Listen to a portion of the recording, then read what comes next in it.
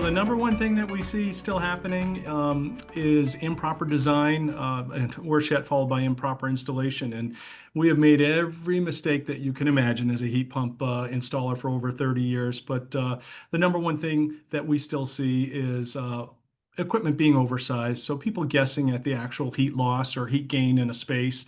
And that really causes the equipment to cycle on and off more than it should, which really kills the efficiency of the system.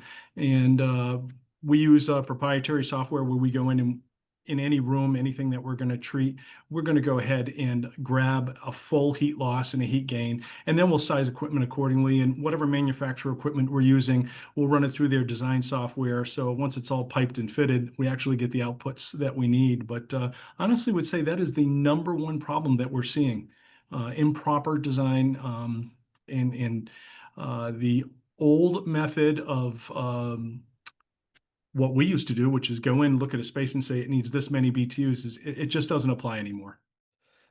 Had two different things happen to me through the years.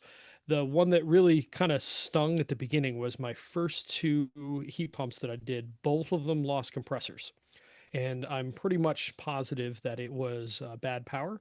It was Cleveland Public Power, and they're known for being kind of on the spiky side, and both of them lost inverters and compressors.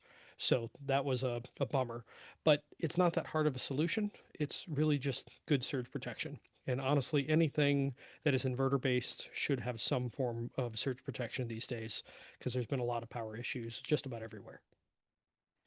So, and the second story was on one of those two houses, actually.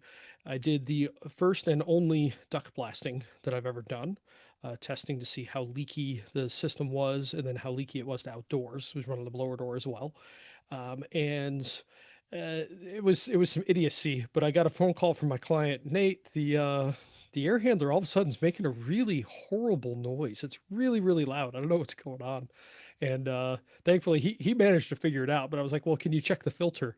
He pulls the filter out, and one of the garbage bags that we'd used to wrap around the foam that we stuffed in the registers had somehow stayed in the system and got sucked all the way back to the filter. And yeah, that was just pure stupidity. But thankfully, that didn't hurt anything. It just freaked my client out for a little bit, but we had a good relationship. It was fine.